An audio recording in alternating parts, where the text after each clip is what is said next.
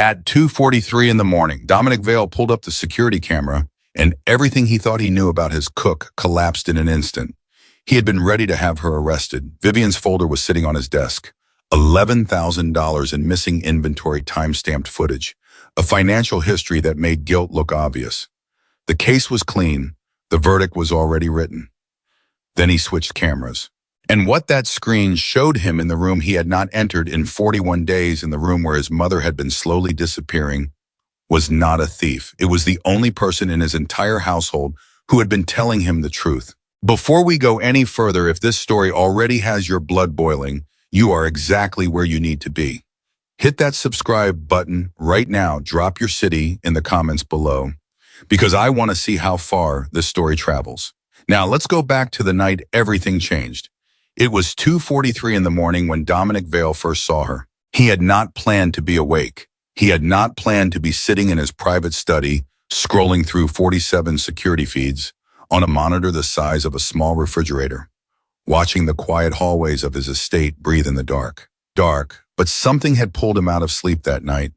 Some animal instinct that lived beneath the expensive suits and the cold reputation and the 20 years of decisions that could not be undone. He had learned long ago to trust that instinct. It had kept him alive when trusting the wrong people would have buried him. So when Dominic Vale could not sleep, he watched. And at 2:43 in the morning, he saw Elena Brooks. She was moving through the servants' corridor on the east side of the main house, the part of the corridor that curved away from the kitchen and angled toward the wing that everyone on staff knew was strictly off limits. She was walking carefully, the way people walk when they think no one is watching, one hand pressed against something beneath her coat, something that had shape and weight and warmth to it. Dominic leaned forward in his chair. He recognized her immediately. Elena Brooks, 29 years old, hired 6 weeks ago as a junior cook. Quiet, kept to herself. Vivian Cross had flagged her twice already, once for arriving late after a city bus breakdown, once for using the wrong entrance after a delivery ran past midnight. Vivian had described her in an internal memo as someone with unclear boundaries in a suspicious relationship with estate property. And now here she was at 2:43 in the morning, carrying something under her coat, walking directly toward the east wing. Dominic reached for his phone. He had the security team's direct line memorized. One call and 2 men would intercept her before she reached the second quarter junction. Simple. Clean. The kind of problem that resolved itself in under 4 minutes. His thumb hovered over the screen. He did not dial. Instead, he switched cameras. Camera 12 picked her up at the junction. Camera 15 caught her at the staircase. Camera 18, the one mounted at the far end of the east wing hallway, the one Dominic had installed 3 years ago after a security breach that still made his jaw tighten. Camera 18 showed her stopping in front of a door. The door to his mother's room. Dominic's hand went still. He watched Elena look left, then right. Then she knocked softly, barely a sound at all, more like a question than a knock. And after a moment, the door opened from the inside and Elena slipped through it, and the hallway was empty again. For 31 seconds, Dominic Vale did not breathe. Then he switched to the interior camera. The room was dim, lit only by the small lamp on the bedside table, the one his mother had kept for 60 years because she said darkness made her feel like she was already underground. Rose Vale was sitting up in bed, and she was thinner than Dominic had realized, thinner than the last time he had stood in that doorway, which had been, he did not let himself finish that thought.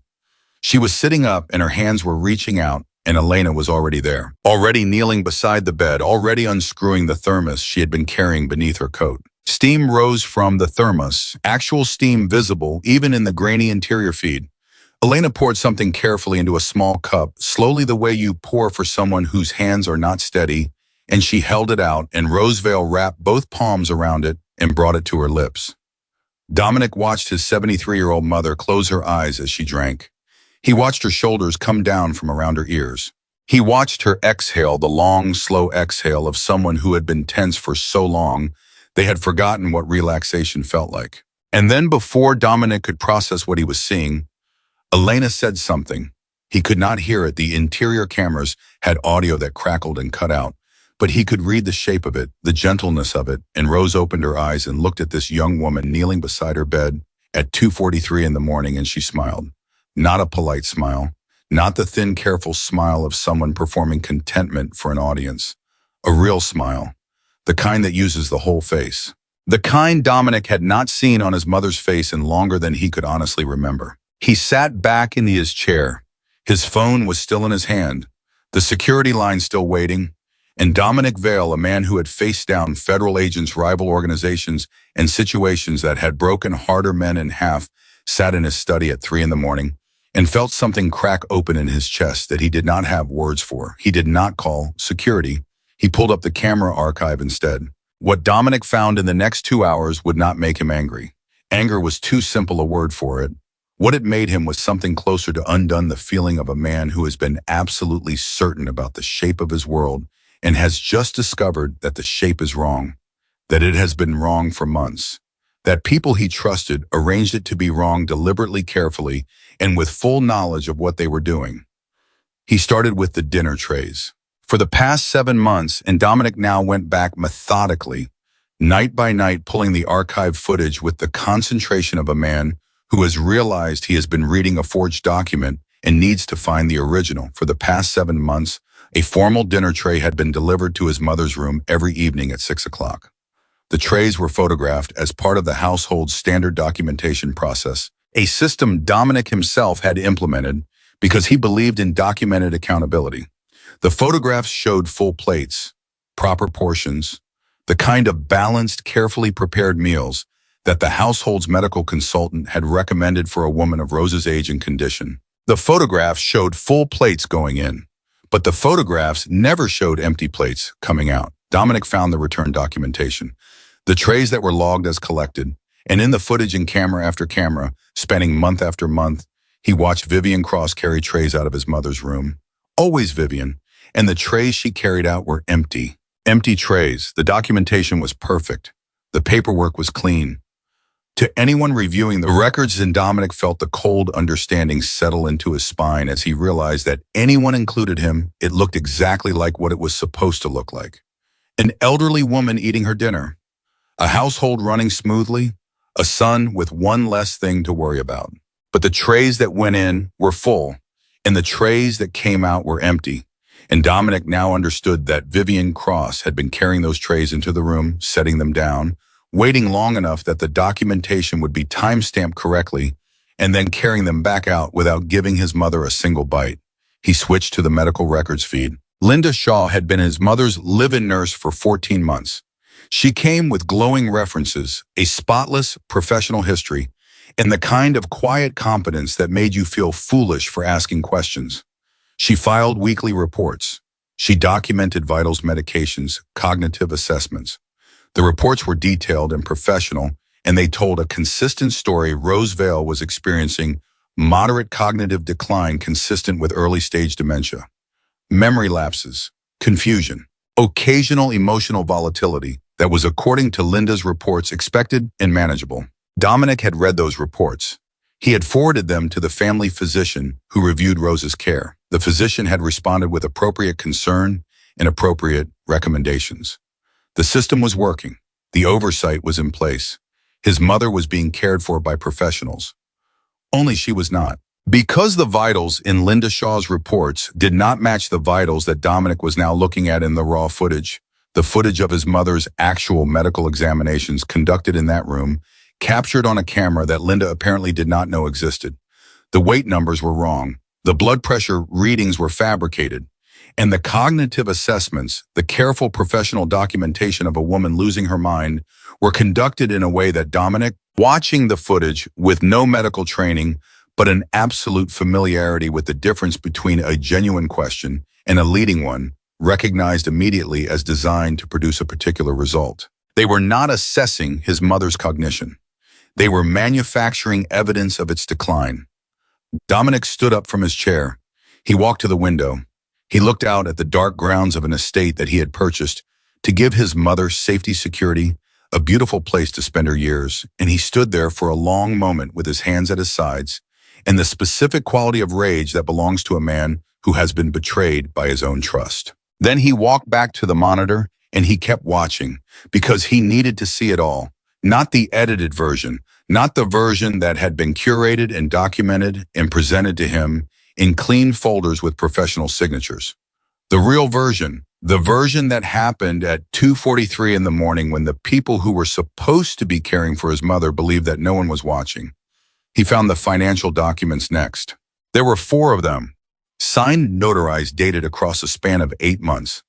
Documents that transferred a significant portion of Rosevale's personal trust assets into a management account that Vivian Cross controlled for the purpose of coordinating estate-related medical and personal care expenses.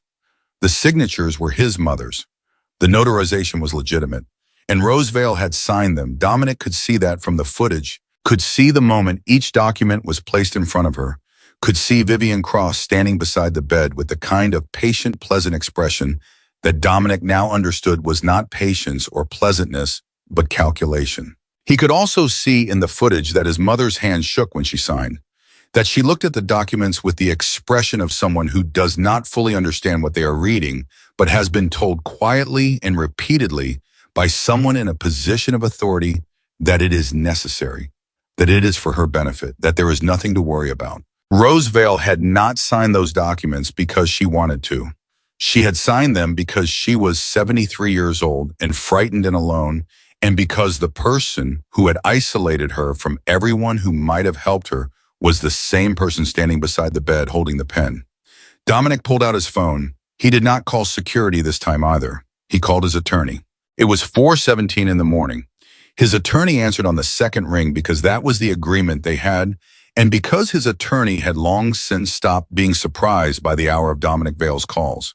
What surprised him, what Dominic could hear in the careful shift of his attorney's tone as he listened, was the content of what Dominic was saying. The flatness of it, the precision, the way Dominic laid out what he had found with the methodical clarity of a man who is not panicking but has simply decided that he is going to fix every single thing that is broken starting now. "How fast can you get here?" Dominic asked. 2 hours, his attorney said. "Make it 90 minutes, Dominic said and ended the call. He went back to the monitor. He had more to find. He could feel it the way you feel the shape of something in the dark before you can see it. There was more footage, more documentation, more of a story that had been playing out inside the walls of his own home while he sat in meetings and took calls and told himself that his mother was being cared for by professionals. And then he found the footage from 3 weeks ago, the night Elena Brooks arrived. She came through the service entrance with a single suitcase in a canvas tote bag that was clearly too heavy for one handle. $46 in her wallet. Dominic had run a standard background check when she was hired, and the financial screening had been part of it. Though at the time, the number had meant nothing to him beyond confirming that she had no assets worth noting. She was thin in the way that people get thin when meals are optional. There were shadows under her eyes that spoke of months of bad sleep. She checked in with the household administrative desk, signed her employment paperwork, and was shown to the servants' quarters by a member of the kitchen support staff. And then, because the house was quiet and the hallway cameras ran continuously, Dominic watched Elena Brooks sit on the edge of the narrow bed in the room she had been assigned and press both hands flat against her thighs and breathe. Just breathe for almost 3 minutes. The deliberate, controlled breathing of someone who has been running on adrenaline for so long that stillness itself feels dangerous. And then she straightened up, put her suitcase at the foot of the bed, and lay down on top of the covers with her coat still on. She was asleep in under a minute. Dominic did not know what he had expected from the footage of her arrival. Confirmation of something suspicious, maybe. A phone call, a meeting, some sign that she had come to the estate for reasons other than the ones on her application. But there was nothing like that. There was just a young woman who was exhausted down to the bone, finally horizontal, finally safe enough to stop moving. He followed her through the next 3 weeks and fast-forward pausing when something caught his attention. He saw Gordon Pike, the executive chef, on her second day. Saw him take the prep station Elena had set up neatly, methodically, with the efficiency of someone trained to work in tight kitchen spaces, and reassign it to another staff member. Without explanation, pointing Elena toward the supply room, with a gesture that did not require words. He saw her spend 4 hours that day reorganizing the supply room, which had been in chaos, and doing it so thoroughly and carefully that the kitchen staff who came in the next morning actually stopped and looked. He saw Gordon Pike walk past without acknowledging it. He saw her denied a proper meal break on day 4. Saw her eat standing up in the back corridor, a bread heel and some cold coffee, while the rest of the kitchen staff sat down in the break room. He saw her look at the break room door and then look away and go back to scrubbing a pot that was already clean. So on day 9, one of the other kitchen staff members accidentally knocked a container of stock off a counter, and he saw Elena catch it before it hit the floor. A fast, instinctive grab that saved both the stock and the container, and he saw Gordon Pike, who had watched it happen, tell her to clean up the mess that was already not there. She did not argue. She got a cloth and wiped the counter where the container had briefly sat. Dominic watched all of this with the particular attention of a man who is revising his understanding of a person in real time. He had thought of Elena Brooks to the extent he had thought of her at all as a name on a personnel file. A junior cook with a suspicious habit of accessing restricted areas. A financial profile that made her a plausible thief. He was beginning to understand that he had been thinking of her exactly the way Vivian Cross had wanted him to think of her. The night Elena heard the crying, Dominic found it on day 14 of her employment. It was late past midnight and the house was quiet. She was in the kitchen working on prep that should have been done by the day shift, except the day shift had left it because Gordon Pike had assigned it to her as an afterthought, knowing she would do it rather than leave it undone. She was working with her head down when she stopped. She went very still, and then she looked up at the ceiling, specifically at the ventilation shaft that ran above the kitchen and connected through a maze of ductwork that a building architect would recognize, and most people would not, to the east wing on the floor above. Dominic could not hear what she heard on the kitchen camera, but he could see the moment she heard it, the way her whole body changed, the way she set down what she was holding very carefully, the way you set something down when you have just heard something that makes your hands want to be free. She stood there for almost a minute, then she walked out of the kitchen. He switched cameras and followed her. She stopped twice in the corridor, listening. She looked at the East Wing sign, the small, clearly worded sign that said, "Private authorized personnel only," in the font that Dominic had personally selected, because it communicated seriousness without being aggressive. And she stood in front of that sign for 10 seconds, and Dominic, watching the footage at 4:30 in the morning in his study, could see the calculation happening. He had seen that calculation before on many different faces. The moment when a person is weighing the cost of breaking a rule against the cost of following it. Elena Brooks walked past the sign. She walked to his mother's door. She knocked the same soft knock he had witnessed tonight, the knock that was more question than demand. And when the door opened, when Rose Vale, who was supposed to be cognitively declining, who was supposed to be confused and volatile, and in need of careful professional management, opened her own door with both her eyes clear and her face showing not confusion but fear, Dominic saw the first real evidence of everything he needed to know. His mother was not confused. His mother was terrified. "Who are you?" Rose whispered, and Dominic could hear her because the East Wing corridor camera had better audio than the interior, and Elena was still in the doorway. "My name is Elena," Elena said. "I work in the kitchen. I'm sorry to bother you. I heard something and I wanted to make sure you were okay." Rose looked at her for a long moment.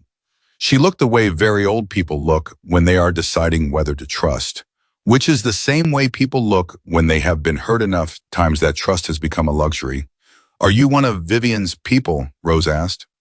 "No," Elena said. "I've barely spoken to her." Another long pause. "You should go," Rose said. "If she finds out you were here, she'll make trouble for you." "I heard you crying," Elena said simply. "I didn't want to just leave." And Dominic watched his mother, who had raised him in a cramped Boston apartment, who had worked 3 jobs so he could eat, who had never once in his memory asked for help because asking felt too much like admitting defeat. He watched Rose Vale's chin tremble, just slightly, just for a second, and then she stepped back from the door. "Come in," she said, "but quickly, before anyone sees." Dominic stopped the footage. He sat in his study with the monitor glowing in front of him, and outside the windows, the estate grounds were beginning to lighten at the edges with the particular gray that comes before dawn, and he understood several things simultaneously with the clarity that comes from looking directly at the truth after a long time of looking away from it. His mother had been a prisoner in her own room, and a 29-year-old cook who had $46 to her name and nowhere to sleep and every reason in the world to keep her head down and not get involved had walked through the door anyway. He restarted the footage. He watched Elena sit across from his mother in the small chair by the window. He watched Rose talk, really talk, the way she hadn't talked to anyone who was actually listening in months about what had been happening, about the documents, about the food being taken away, about Linda's assessments, and the way they made her feel like she was disappearing inside her own mind. Even though she knew she was not confused, she was just frightened and hungry and alone. "Why haven't you told someone?" Elena asked, and her voice was careful, the kind of careful that is not cold but cautious. "I tried to tell Dominic," Rose said quietly. She intercepted the call. She told him I was having an episode. He called back later and she had the phone, she was in the room, and what was I going to say? That his household director was lying to him? He trusts her. He's trusted her for years. Why would he believe me over her? Elena was quiet for a moment. "What about the staff?" she asked. "The staff she hasn't fired are afraid of her," Rose said, "and the staff she has fired well.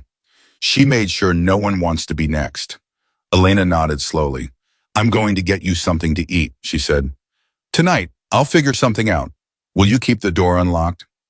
Rose looked at her the way she had looked at her at the beginning, the calculation, the weighing. Except this time it took less time. "Yes," Rose said. And that was how it had started. Not with a plan, not with strategy, with a 29-year-old woman in a borrowed kitchen who had heard crying through a ventilation shaft and decided that hearing it was the same as being responsible for it. Dominic pulled up the inventory records. He had seen Vivian's report. He had received it 4 days ago, a meticulously formatted document detailing $11,000 worth of missing inventory over a 6-week period. Wagyu beef, truffle oil, imported Japanese seafood, the kind of high-value ingredients that had no business disappearing, and whose disappearance looked in Vivian's careful documentation exactly like the work of someone with access to the kitchen and a financial motive to steal. He pulled up the raw inventory logs. He pulled up the waste records. He pulled up the supplier delivery confirmations. It took him 40 minutes. He was not an accountant, but he was a man who had survived for 20 years in environments where false documentation could get you killed, and he could read the ghost of manipulation in a spreadsheet the way other people read weather. It took him 40 minutes to find what Vivian had done. She had taken legitimate records of kitchen waste and staff meals and replaced the actual items with fictional premium ingredients. Rice became Wagyu, soup bones became imported seafood, a bag of onions became 2 ounces of black truffle. The real items were gone, used, consumed, cooked. But in the documentation, they had been alchemized into thousands of dollars of theft, and the timestamps placed the access squarely within Elena's shift windows. She hadn't taken $11,000 of premium ingredients. She had taken rice and soup bones and vegetables, and she had turned them into the meals that were keeping his mother alive. Dominic closed the spreadsheet. He was very still for a moment. Then he picked up his phone and made a second call. This one to his head of legitimate security, because Dominic Vale, whatever else he was, maintained a careful distinction between the different operations of his life, and what was happening in this house tonight fell squarely on the legitimate side of that line. He needed people he could trust to handle what came next correctly. People whose actions would hold up in a courtroom. People who understood that what had been done to Rose Vale had a specific legal name and a specific legal process, and that every piece of evidence needed to be preserved exactly right. "I need you here at 7 a.m., he said when his security head answered. "Bring the documentation team, full recording equipment. We're going to need everything on camera." He hung up. He looked at the monitor. On camera 12, Elena was making her way back through the East Wing corridor, the thermos empty, now her coat buttoned against the early morning chill of the house. She moved quietly, carefully, the same way she had moved on the way in. A woman who had learned through practice how to exist in spaces without drawing attention, how to be present without being visible. She stopped once near the end of the corridor and looked back toward his mother's door, just for a second. Then she turned and walked on. Dominic watched her go. In 4 hours, he was going to call a staff assembly. He was going to summon every employee of this household to the grand dining room, and he was going to show them what he had found. He was going to look at Vivian Cross across that table, and he was going to let her see in his face that the performance was over. But first, and this was the part that Dominic Vale had not planned, the part that arrived unscheduled and unwelcome in the gray pre-dawn of his study, first he had to sit with the knowledge that a young woman with $46 and no safety net had done more to protect his mother in 6 weeks than he had done in the past year. That the person he had been about to call security on was the only person in this house who had actually been doing her job. That his mother had been crying through a wall, and the only person who had stopped to listen was a woman who had every reason to keep walking and had chosen not to. He did not call security. He sat with that. And outside the windows of his study, the Boston morning arrived gray and cold, and indifferent to what any one man felt about the things he had failed to see. And Dominic Vale, who was afraid of very few things in this world, found himself afraid of one thing now, with a clarity that surprised him. He was afraid that his mother had stopped expecting him to come. He was afraid she had been right. The monitor glowed in front of him. The corridor outside his mother's room was empty and quiet. And in the kitchen on the far side of the house, a young woman he had almost had arrested was beginning her shift, moving through the morning prep with steady hands and a face that gave nothing away to the people around her. Dominic Vale watched his cameras and made himself look at everything he had refused to see. It was 5:51 in the morning, and everything he had believed about his household was wrong, and the only person who had told him the truth was a woman he had never spoken to. He was going to fix this. All of it. But first he had to decide what kind of man he was going to be when he walked into that dining room. Because a man can know the truth and still use it like a weapon. Can know that he was wrong and still make his wrongness someone else's problem. Dominic Vale had spent 20 years being very good at that particular move. He looked at the last image saved on his monitor, his mother holding a cup in both hands, smiling in the lamplight at a woman she had known for 6 weeks, and he decided quietly and without ceremony that he was not going to be that man today. Today he was going to be something harder. He was going to be honest. 3 weeks before Dominic sat in front of those monitors and watched his world rearrange itself, Elena Brooks had been sitting on the floor of a parking garage in downtown Boston at 11 o'clock at night, eating half a granola bar and trying to decide if she had enough gas to run the car heater until morning. She had been sleeping in that car for 4 months, not because she was careless, not because she had made the kinds of choices that people like to imagine when they hear a story like hers. Elena Brooks had been a working chef in Austin, Texas, with a real job at a real restaurant and a lease on a small apartment that she could actually afford. She had been by any reasonable measure building something. Then her mother got sick and the building stopped. And everything she had put together came apart the way things do when life decides to charge you for something you did not choose to buy. Her mother's name was Patricia, pancreatic cancer stage 3, diagnosed in February of the year before. Elena had driven to Houston on a Thursday thinking she was taking 2 weeks of leave. She never went back to Austin. The restaurant held her position for 6 weeks, which was generous, and then filled it, which was necessary, and Elena understood both things intellectually and still felt the ground shift under her feet when her manager called to tell her. She spent the next 14 months in Houston, sitting in waiting rooms, learning the specific vocabulary of hospital billing, deductible out-of-pocket, maximum balance billing, financial hardship application, with the grim focus of someone studying a foreign language in a country they did not want to be in but could not leave. She sold her car and bought a cheaper one. She picked up shifts at a diner near the hospital on the nights her mother slept well enough that leaving felt survivable. She filed the hardship applications and appealed the denials and filed again. Patricia Brooks died on a Tuesday morning in April at 6:14 a.m.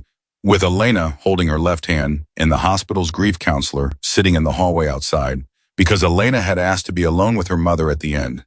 The debt she left behind was $212,000.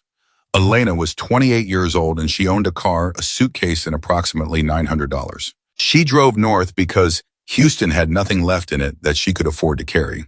She drove north because a culinary school contact in Boston had mentioned months ago that the restaurant market there was strong, and Elena was a good enough chef that strong markets meant something. She drove north because driving felt like doing something, and doing something felt like the only alternative to the specific kind of stillness that comes after grief and before whatever comes next. She got to Boston in late October. The restaurant jobs were there, but the apartments were not at any price point. That made sense for someone without a credit history in the city and a debt load that made any landlord look at her application and quietly move on. She lived in the car. She worked 3 trial shifts at different restaurants and was offered positions at 2 of them and turned them both down because she had run the numbers and could not make them work without housing, and could not get housing without the kind of deposit that required money she was spending on food and gas. And then someone at the culinary temp agency mentioned the Vale estate. Live-in position, room and board included, private household, long-term placement references required, but the pay was not extraordinary. But when you were sleeping in a parking garage, it did not need to be extraordinary. It needed to be accompanied by a bed and a roof, and it was. Elena applied. She interviewed with Vivian Cross, who was precise and professional and asked the right questions in the right order, and told Elena at the end that she would hear back within 48 hours. She heard back in 24. She packed her suitcase the same afternoon. She did not know what kind of household she was walking into. The Vale name meant something in Boston. She had gathered that much from the careful way the temp agency representative had discussed it, but Elena had been too tired and too focused on the immediate problem of survival to investigate what it meant. She needed the job. She took the job. The details could be understood later. The details announced themselves within her first week. Gordon Pike made his position clear on day 2. He was executive chef, and he was going to remain executive chef, and anyone new in his kitchen was going to understand that the hierarchy here was not a suggestion. He did not say this directly. He said it by taking Elena's prep station, by giving her the cleaning assignments, by responding to her questions with a particular kind of silence that communicated dismissal more effectively than any answer. Elena had worked in professional kitchens for 7 years. She had encountered Gordon Pike's before. She understood that there was a version of this situation where she pushed back, asserted her credentials, made the case for herself clearly and professionally. She also understood that she had $46 in a car she could not afford to sleep in through a Boston winter, and that making waves in her first week was a luxury she absolutely could not afford. So she cleaned. She prepped what she was given to prep. She stayed out of Gordon's way, and she watched the kitchen, and she learned its patterns, the way she had learned every kitchen she had ever worked in quietly from the edges until she understood it well enough to navigate it with her eyes closed. What she was learning underneath the kitchen patterns was something else. There was a room on the east side of the house that no one talked about directly. The East Wing. When Elena asked casually over coffee one morning, in her first week, one of the other kitchen staff members, a woman named Carla, who had been at the estate for 3 years, gave her the kind of answer that is not an answer, a vague reference to Mr. Vale's private family arrangements. A quick change of subject, eyes that did not quite meet hers. Elena filed it and moved on. She had enough to manage. By the end of her second week, she had the kitchen's rhythms memorized. She knew which suppliers were reliable and which ones shorted the orders. She knew that the morning prep list was always longer than the time available, and that Gordon never acknowledged this but always blamed whoever was on prep when something ran short. She knew that the break room had a radio that played country music from 9 to 11 and jazz from 11 to close, which meant that the staff member who controlled the radio had been at the estate longer than anyone else and had never been challenged on it. She also knew by the end of her second week that she was losing weight, not dramatically, not in a way that anyone looking at her from outside would notice immediately.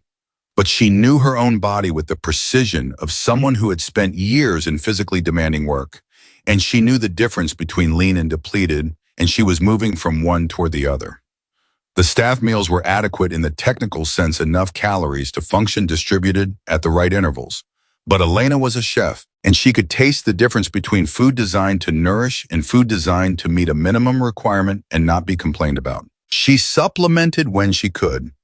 Kitchen scraps that would have been wasted, the heel of a bread loaf, stock that was destined for the drain because it had gone slightly past its window but was to Elena's professional nose completely fine. Gordon had a policy about scraps, and Elena followed it to the letter in any situation where Gordon might be watching and used her own judgment about the rest. It was during one of these late-night sessions alone in the kitchen, working through prep that should have been done during the day shift, using the quiet time to put together something from bones and root vegetables and dried herbs that would feed her adequately for the next 2 days that she heard it. She almost missed it. The ventilation in old houses is its own kind of weather system, full of sounds that travel from places you cannot see and arrive without clear origin, a click of pipes, a shudder of ductwork adjusting to temperature changes. Elena had grown up in an old house, and she was not jumpy about building sounds. But this was not a building sound. It was a voice, very faint, very high, the particular pitch of someone who has been crying long enough that the crying has gone quiet. Not stopped, but internalized, the way crying becomes when there is no one to hear it, and your body eventually conserves the energy it takes to be loud about pain. Elena went still. She stood in the kitchen with a soup spoon in her hand, and she listened, and she heard it again, that thin, distant sound from somewhere above, and to the east, carried through ductwork by the house's own architecture, arriving in the kitchen like a message with no address.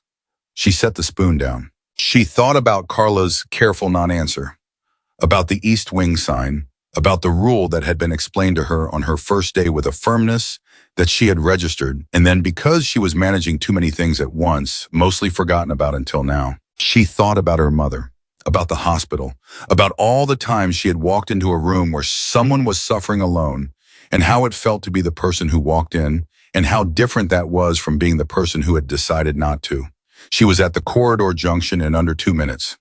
The sign was there. Private authorized personnel only. Clear font professional presentation, the language of a man who runs things efficiently and expects compliance. Elena looked at the sign for 10 seconds. Then she looked at the corridor beyond it, which was quiet and empty and led somewhere that a sound like that should not be coming from. She walked past the sign. She found the door by following the sound, which was barely a sound by now. More of a presence than a noise, something her body registered before her ears fully processed it. She knocked, quietly. The way you knock when you are not sure you have the right door, but you are more afraid of leaving than of being wrong. The door opened, and Rose Vale, 73 years old, in a cotton nightgown that was clean but too thin for the draft, that moved through that part of the house with eyes that were sharp and frightened and absolutely unmistakably clear. Looked at Elena the way a person looks when they have stopped expecting help, and then help arrives anyway, and they do not know yet whether to trust it. "Who are you?" Rose asked, and her voice was steadier than Elena had expected. Not the voice of someone confused or declining. The voice of someone who had been managing their fear so long that it had become indistinguishable from composure. "My name is Elena. I work in the kitchen." Rose said the thing about Vivian was she one of Vivian's people, and Elena said no, and the conversation that followed, the one Dominic would later watch on camera, was shorter in real time than it felt from the outside. Maybe 8 minutes, maybe 10. But the weight of those 8 or 10 minutes pressed into Elena in a way she could still feel in her sternum when she walked back down the corridor toward the kitchen. Because what Rose had told her in the careful, specific language of a woman who had learned to measure every word against the risk of being disbelieved was not a confused elderly woman's muddled complaint. It was a coherent, detailed, chronologically organized account of what had been done to her over the preceding months. Who had done it? How and why?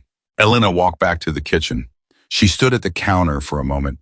Then she opened the refrigerator and looked at what was there. Really looked the professional assessment of a chef who can walk into a pantry and see a meal where other people see ingredients, and she started to work. The broth she made that night was good, not fancy, not the kind of thing that belonged on a menu or required technique to appreciate.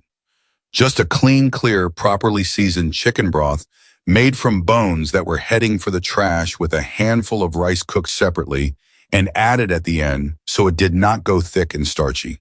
The kind of thing you make when someone needs food that will not fight them, when someone needs to be fed gently. She carried it to Rose's room, and the only thing she had that would hold heat.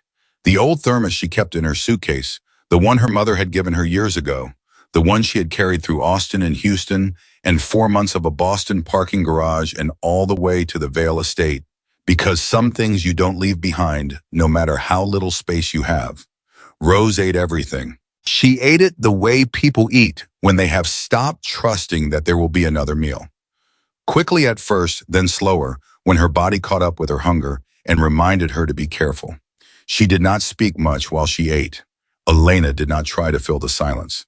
She just sat in the chair by the window and let Rose eat and looked at the wall and thought about what she was going to do.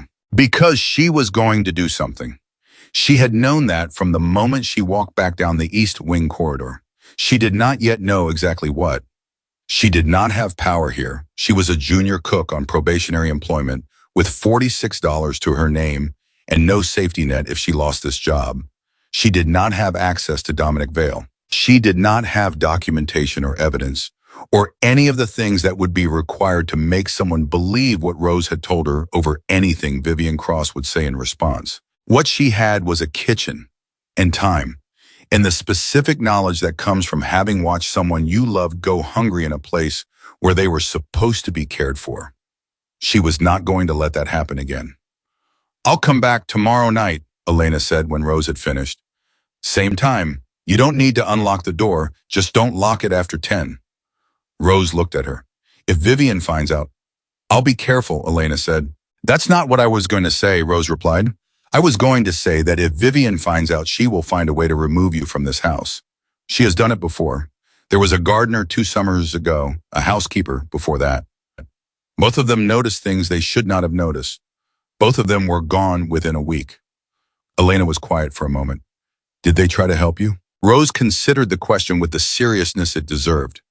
"The housekeeper tried to speak to Dominic. She never got through. The gardener, I don't know what he saw or what he intended to do. He was simply gone one day. And you stayed silent after that." "I stayed alive," Rose said quietly. "There is a difference." Elena absorbed this. "I understand, and I hear you. I need you to know that I'm not going to pretend I didn't hear what I heard tonight. I'm not built that way. So I'm going to be careful, and I'm going to keep coming, and we're going to figure this out, okay?" Rose looked at her for a long moment. In the lamplight, her face was a complicated thing. Exhaustion and fear and something underneath. Both that was older and quieter, and that Elena, who had sat beside her mother through 14 months of illness, recognized immediately. It was the look of someone who has stopped hoping and is being asked to start again. "Okay," Rose said, very softly, like the word cost something. Elena came back the next night, and the night after, and every night for the following 3 weeks. She became precise and systematic about it, in the way that people become when they understand that imprecision has consequences. She varied her route slightly each time, using different combinations of corridors, depending on where she had last seen Vivian or her assistant circulating late at night. She kept the quantities she removed from the kitchen small enough that they would not register against the waste logs, scraps, trimmings, items already marked for disposal. She cooked late, after the kitchen had emptied, using the quietest equipment and cleaning up after herself so thoroughly that there was never a trace of what she had prepared. She learned Rose's dietary needs, the way she had learned everything worth knowing in her career by paying attention. The broth became more specific over time. More precisely seasoned, better balanced, adapted to what Rose told her about what sat well and what did not. She added soft-cooked vegetables when Rose's strength allowed them. She brought small portions of properly prepared rice, of lightly seasoned eggs, of warm, easy food that nourished without demanding. Rose began to change. It was gradual, not dramatic, but Elena could see it in the same way she had always been able to see things that others missed, the way Rose sat up a little straighter during their late-night conversations. The way her voice carried more steadiness in it, more of its original timbre. The way she started asking questions rather than just answering them. She asked about Elena's life, about Austin and Houston and the months in between. Elena told her more than she had told anyone in a long time, probably more than she intended, and found that talking to Rose had the quality of talking to someone who had lived long enough to receive a story without immediately assigning it a moral. "You gave up a great deal," Rose said one night about 2 weeks in. "She was my mother," Elena said. "Yes," Rose agreed, "but a great deal of people have mothers. Not all of them would do what you did." Elena looked at her hands. "I don't know how to think about it differently." "I know," Rose said. "That is exactly what I mean." It was also during these 2 weeks that Elena first noticed Vivian's attention shifting in her direction. It started small, a comment at the morning staff check-in, Vivian noting with the professional pleasantness that was her most reliable weapon that inventory discrepancies had been appearing in the kitchen logs. Not accusatory, not yet, just noted, just on the record. Then a formal memo distributed to kitchen staff reminding everyone of the household's policy regarding removal of any estate property from designated areas. Elena's name was not on the memo. It did not need to be. Then on day 17 of Elena's employment, she arrived at her kitchen station to find that her personal locker had been searched. She knew because she had developed the habit, after 3 years of working in professional kitchens, where petty theft was common, of placing a small piece of tape across the locker latch at an angle that would break if the door was open. The tape was broken, nothing was missing, but the message was clear. Vivian knew something was happening. She did not yet know exactly what, but she was moving toward it with the methodical patience of someone who has done this before. Elena accelerated her timeline. She had been thinking since the first night about how to create documentation. Real documentation, the kind that could not be dismissed or explained away. She did not have access to Dominic Vale. He did not interact with junior kitchen staff, and any attempt to approach him directly would have to go through Vivian, which was the same as handing the problem back to the person who created it.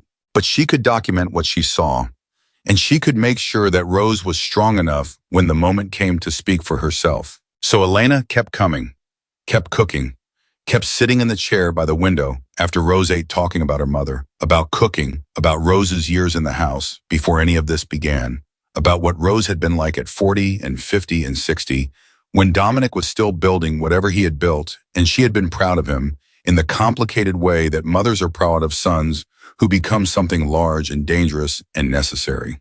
"Do you think he knows," Elena asked once, "about Vivian, about what was being done?"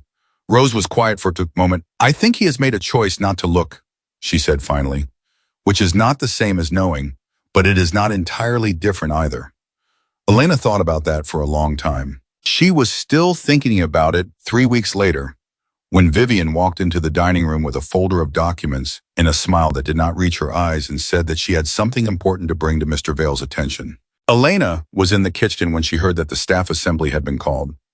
Carla came to tell her. Carla, who had never quite befriended her, but had watched the past 3 weeks with an expression of careful observation that might have been sympathy, or might have been something closer to self-preservation. "Everyone," Carla said. "Grand dining room, now." "What's it about?" Elena asked, although she already knew.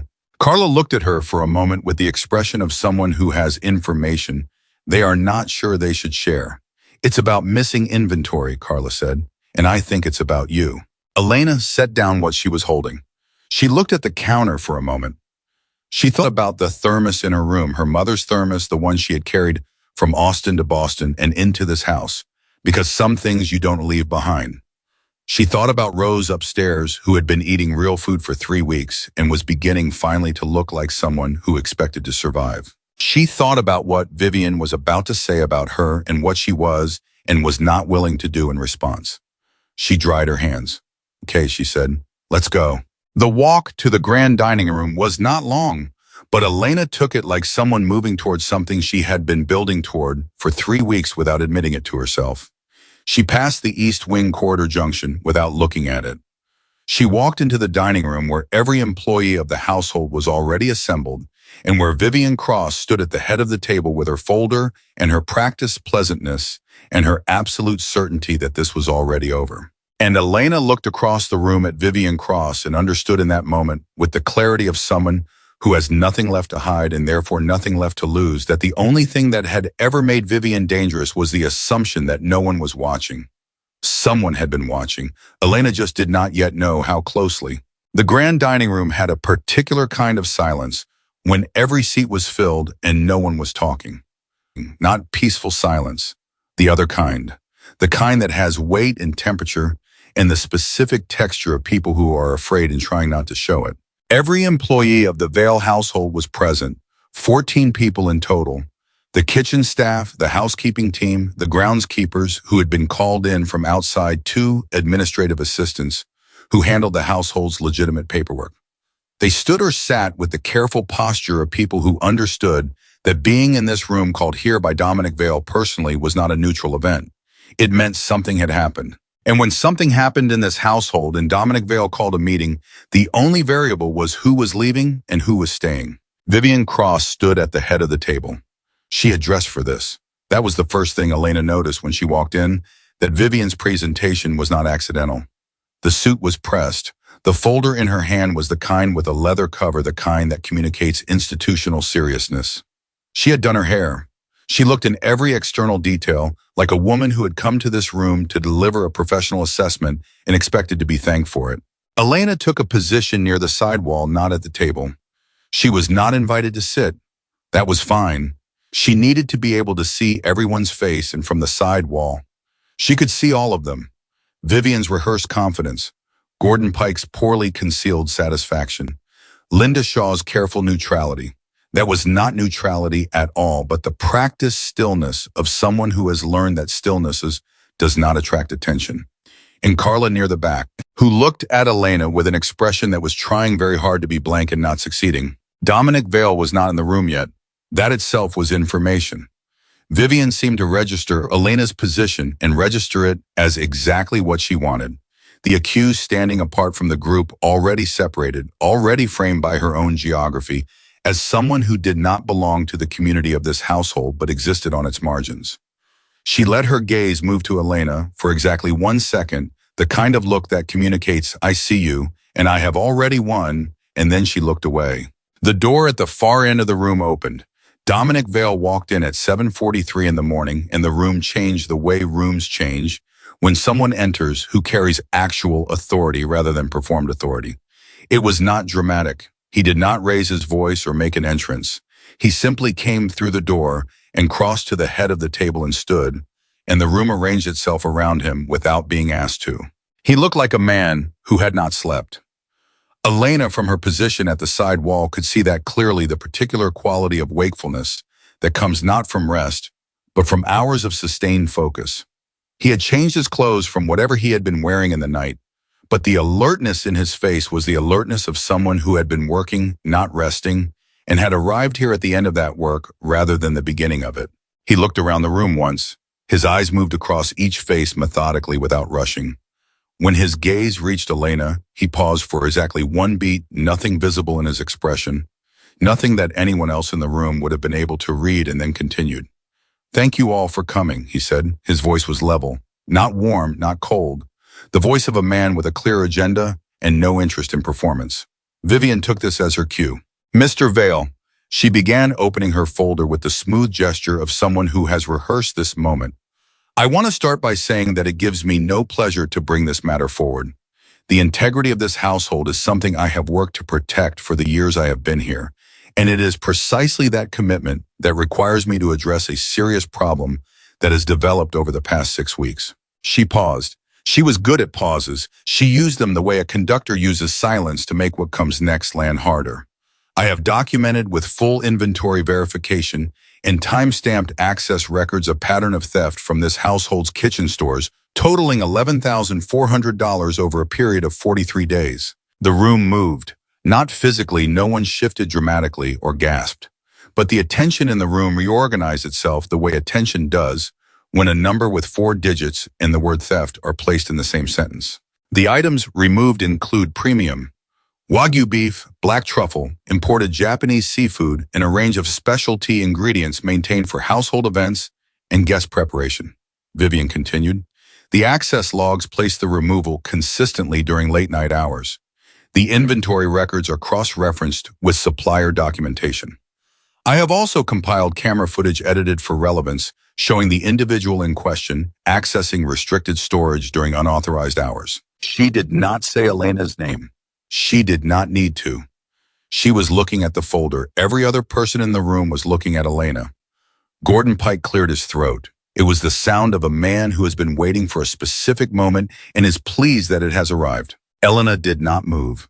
She kept her hands at her sides and her face as quiet as she could make it, and she listened to Vivian build the case with the patience of someone watching a magician she has already figured out. The trick was good. The documentation was real altered, but real in its construction. The camera footage was real selective, but genuine in its recording. Vivian had not fabricated evidence so much as she had reordered it, the way you can rearrange the letters in a word until it says something entirely different from what it started as. Given the financial history of the individual involved, Vivian said, and here her voice acquired a texture of carefully performed reluctance, as though she genuinely regretted what she was about to say. And the pattern of behavior documented in these records.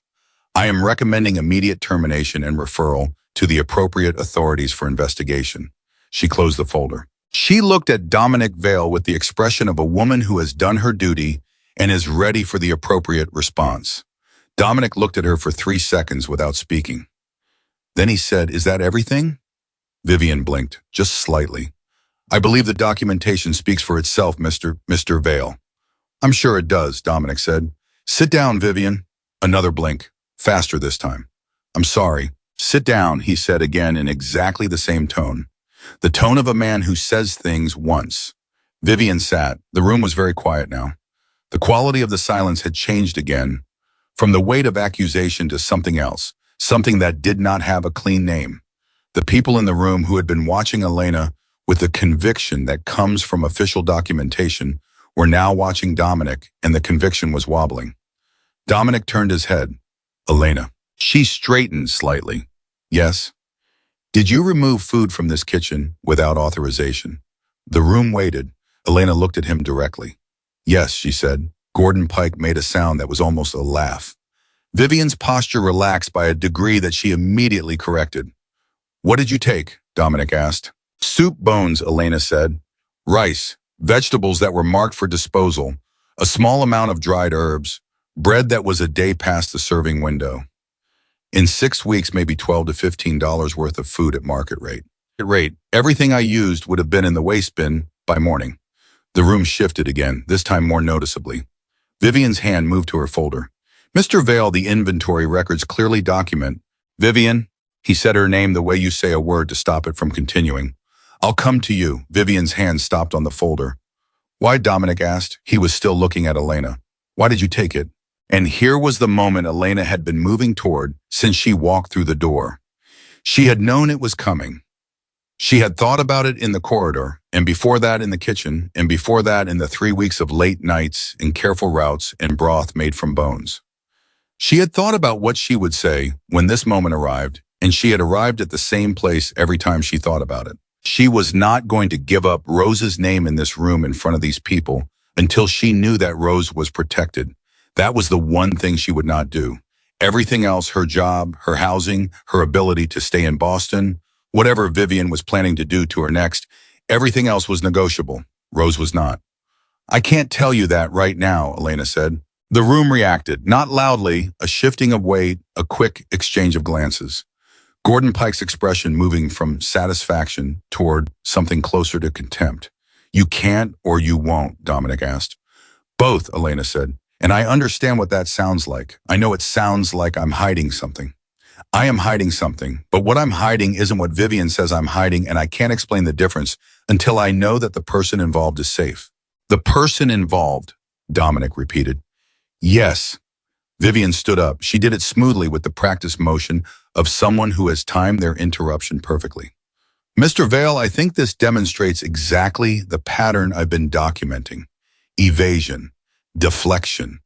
A refusal to account for her actions. This is Vivian." His voice was not louder, it was flatter, which was worse. Vivian stopped. "When I want your analysis," Dominic said, "I will ask for it." He picked up the remote control that had been sitting on the table beside him. Elena had not noticed it until now, and he held it in one hand and looked at it for a moment. Then he looked at Vivian Cross. "I want you to hear something," he said. "I want everyone in this room to hear it. Because I think when you hear it, you're going to understand something that I only understood myself at 5 o'clock this morning." He pressed a button on the remote.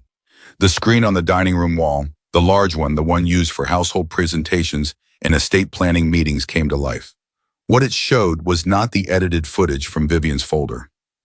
It was the raw feed from camera 12, the East Wing corridor, time-stamped 7 months ago. And on that feed, Vivian Cross was carrying a dinner tray out of Rose Vale's room. The tray was full. Every plate on it was untouched. She carried it down the corridor with the ease of someone performing a routine, and the timestamp in the corner of the screen showed 6:47 in the evening, 47 minutes after the official log recorded the tray as delivered and received. The room went completely still. Vivian's face did something complicated. It went through 3 distinct expressions in less than 2 seconds. Recognition, calculation, and then the smooth professional mask reasserting itself over both. "That footage is taken out of context," she said. Her voice was very controlled. "Mrs. Vale was having a poor appetite that evening. I was removing the tray at her request." Dominic pressed the button again. The next clip, different night, same corridor. Vivian again, same motion, same full tray coming out. Then another, then another. 7 months compressed into 4 minutes of footage. And in every single clip, the tray that went into Rose Vale's room came out full, and the log that documented it said received and consumed. No one in the room was looking at Elena anymore. Gordon Pike had gone the color of old plaster. Linda Shaw had stopped performing neutrality and was looking at the door. A very specific look that Elena recognized, the look of someone calculating whether leaving is still an option. Vivian tried again. Mr. Vale, these clips don't tell the full story. Mrs. Vale's medical situation is complex, and the documentation of her care has always been. Dominic pressed the button a third time. Linda Shaw's voice came through the room's speakers. The audio was from the East Wing interior camera, patchy in places, but clear enough. It was from 6 weeks ago. Linda was conducting what the medical records described as a cognitive assessment. Do you know what day it is, Rose? Rose's voice, it's Thursday. Are you sure you told me yesterday it was Monday? I didn't tell you that. Rose, I wrote it down. You said, I did not say that. I know what day it is. I know what year it is. I know where I am, and I know what has been happening in this room, and I am not confused. Sometimes patients in your condition, I am not your patient. I am not in a condition.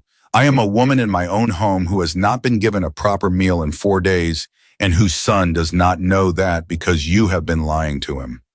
The clip ended. The silence that followed it was the loudest silence Elena had ever been in. Linda Shaw pushed her chair back from the table. I think I need to speak with legal counsel before. Sit down, Linda. Dominic's voice had changed, not louder, not harder exactly, but it had a different quality now, the way metal has a different quality than wood. The same shape, different composition. You're going to sit in that chair until I'm finished. After that, you will have all the conversations with counsel that you need. But right now, you're going to sit there. Linda sat. Vivian had not moved. Whatever was happening behind her face, she was not going to let it out in this room.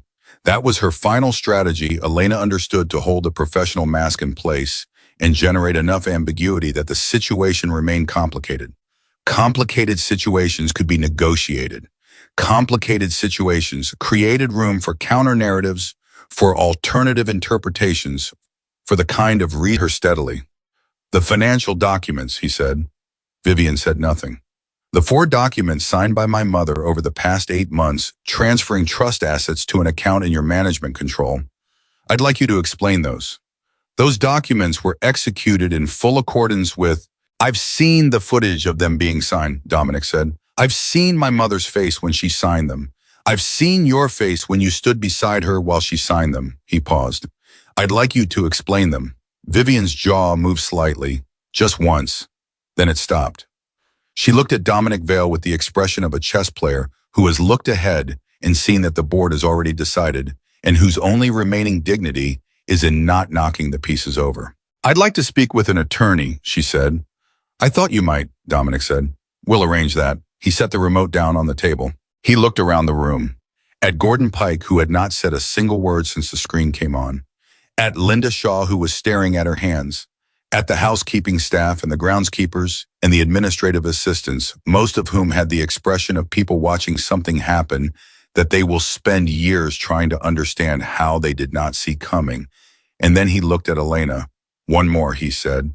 He picked up the remote again. The final clip was from the East Wing interior camera. A different night. Recent. Elena could see the date in the timestamp. It was from 5 nights ago, which meant it was from after Vivian had begun tightening her attention on Elena, after the memo and the locker search, after Vivian had clearly determined that the disruption to her plan was coming from the kitchen. In the footage, Elena was in Rose's room. She had the thermos. Rose was sitting up in the bed with slightly more color in her face than she had in the earlier clips, slightly more steadiness in the way she held the cup. They were talking. Elena could hear fragments of it in the patchy audio. Something about a recipe. Something about a soup Rose remembered from 40 years ago. Something that made Rose laugh quietly and Elena smile. Then Elena got up to go, and she did the thing she had been doing every night since the second week. She straightened Rose's blanket, quickly and practically, the way you straighten a blanket for someone when the gesture is not about the blanket. And then she picked up a hairbrush from the bedside table, and she held it up with a look that was asking permission. And Rose gave a small nod, and Elena sat on the edge of the bed and gently, carefully braided Rose's hair. The loose, simple braid that was easier to sleep in than the alternatives, the one that Rose had mentioned once casually that she used to do for herself before her hands started shaking. Nobody in the dining room spoke. Elena, from her position at the sidewall, was looking at the floor. She had not known about that camera. She had not known about any of the cameras in that room. She had made every choice in those late nights, believing that she was entirely alone with Rose and a thermos and whatever she had managed to cook from the kitchen scraps, in the knowledge that it had been recorded, that all of it had been seen did something to her composure that Vivian's accusations had not been able to do. Her throat tightened. She kept her chin up. Dominic turned off the screen. He looked at his household. At 14 people who had come to this room expecting to witness a termination and were now sitting inside something much larger and much more difficult. Vivian Cross, Linda Shaw, he said, "You are to remain in this room. My security team will be here in 4 minutes." He said it without drama, without the performance of power, just the statement of a decision already made. Then he looked at Gordon Pike. "Gordon, your employment with this household is terminated effective immediately. The specific reasons will be documented and provided to you in writing. You are to leave the premises within the hour." Gordon Pike opened his mouth. "That was a statement," Dominic said, "not an invitation." Gordon closed his mouth. Dominic looked at the remaining staff. "The rest of you, I understand that what you have just seen is significant and that you may have questions. Those questions will be addressed. What I want you to understand right now is that this household failed someone it was responsible for protecting. I am going to spend the next several hours making sure the appropriate people and agencies are contacted, and I am going to spend considerably longer than that making sure it never happens again." He paused. "You can go." People began to move. Carefully, quietly, with the stunned efficiency of people who have processed a shock and reverted to routine, because routine is the only reliable response to things that are too large to process in real time. Carla passed Elena on the way out. She stopped for exactly 2 seconds, which was long enough to put her hand briefly on Elena's arm and say nothing, which was better than anything she could have said. And then the room was clearing, and Vivian was at one end of the table with her folder and her mask, and Linda Shaw was looking at her hands, and Gordon Pike was gone, and Elena was still standing at the sidewall because no one had told her she could leave, and she was not entirely sure she should. Dominic crossed the room. He stopped about 4 feet from Elena, not close enough to crowd her, close enough that the conversation was private. He looked at her the way he had been looking at things for the past several hours, directly with the specific attention of a man who has decided to see what is actually there instead of what is convenient. "You knew I was watching," he said, "last night when you went to her room." "No," Elena said, "I didn't know." "You suspected." She thought about it honestly. "I suspected something was going to happen. I didn't know it would be you." I was quiet for a moment. Outside the dining room door, the sounds of the household were reorganizing themselves. Footsteps, lowered voices, the specific acoustic texture of a group of people processing something together. She told you everything," Dominic said. "My mother. She told me what she needed to tell someone," Elena said carefully, which was, Elena looked at him, that she was being starved, that her medical records were being falsified, that she had tried to reach you and been blocked, that she had been signing documents she didn't fully understand because the person holding the pen was also the person controlling her access to food and medication. She paused. "And that she had stopped expecting you to figure it out." Dominic absorbed this with the stillness of a man who has already been sitting with it for several hours and has not yet found the bottom of it. "How long?" he asked, not asking her to document it, asking the way you ask when you need to hear the answer said out loud. "By the time I found her, based on what she told me, at least 7 months of systematic starvation. Longer for the isolation. She said the documents started about 8 months ago." He nodded once. Slow and deliberate, the nod of a man accepting weight. "Her hands shook when she held the cup," Elena said. "The first night from hunger. She hasn't shaken like that in about a week." She said it directly without softening it because she had decided in the corridor that he needed the truth without packaging. Dominic looked at her. Something moved across his face, brief and unguarded, the kind of expression that surfaces in people who have spent decades being contained. When something finally breaks through the containment, he did not look away from it. He did not recompose quickly. He let it be there for the seconds it needed to be there, and then he breathed, and it settled. "I owe you an apology," he said. Elena had not expected that. She had expected dismissal or obligation or the impersonal efficiency of a man resolving a problem. She had not expected him to say that in that tone, quiet and without qualification. "You were going to call security," she said. "Yes. Last night before you switched cameras." "Yes," he said again, "but you didn't." He was quiet for a moment. "Something made me look first." He said it like he was still not sure what that something was. Elena thought about her mother, about the specific instinct that makes you stop at a door you have been told not to open. About all the times in her life that the right thing and the easy thing had been different things, and she had been too tired or too frightened to choose correctly, and all the times she had chosen correctly anyway, and not been sure until later whether it had been courage or just the inability to live with herself if she hadn't. "Something made me stop too," she said, "the first night, at the corridor sign." He looked at her steadily. "She's lucky it did." "She's your mother," Elena said. "She shouldn't need luck." She said it without accusation, but she said it. Dominic Vale received it the way a man receives something he has been carrying without acknowledging it, not with surprise, but with the particular weight of a burden named out loud. "No," he said quietly, "she shouldn't." In the room behind them, Vivian Cross sat in her chair with her leather folder and her careful stillness, and Linda Shaw was looking at the door that had already closed on the exit she had not taken, and the security team was 4 minutes away, and upstairs in the East Wing, in a room with a lamp that had been burning for 60 years, Rose Vale was about to receive a phone call from her son that she had stopped expecting 3 months ago. Elena did not know any of that yet. She was still standing at the side wall looking at Dominic Vale, understanding that the next thing she said was going to matter, that they were at the specific kind of juncture where the wrong word closes something and the right word opens it. "What happens now?" she asked. "Now," Dominic said, and his voice had something in it that was not authority or efficiency or the careful management of a situation, but something older and more fundamental than any of those things. "I go see my mother." He walked towards the door, then he stopped. He turned back to look at her. "Don't go anywhere," he said. "Please." Elena looked at him for a moment, then she nodded. He walked out of the room. And Elena stood in the emptying dining room in the specific silence of a space where something large has just broken open and the air has not yet settled. And she pressed both hands flat against her thighs the way she had the night she arrived at the estate, the same gesture, the same deliberate breathing. Except this time the stillness was not exhaustion. This time it was something she did not have a clean word for. Relief was part of it, but relief was too simple. What she felt was closer to the specific feeling of having carried something alone for long enough that setting it down does not feel like relief so much as disorientation. The absence of a weight that has become so familiar that you have forgotten what you feel like without it.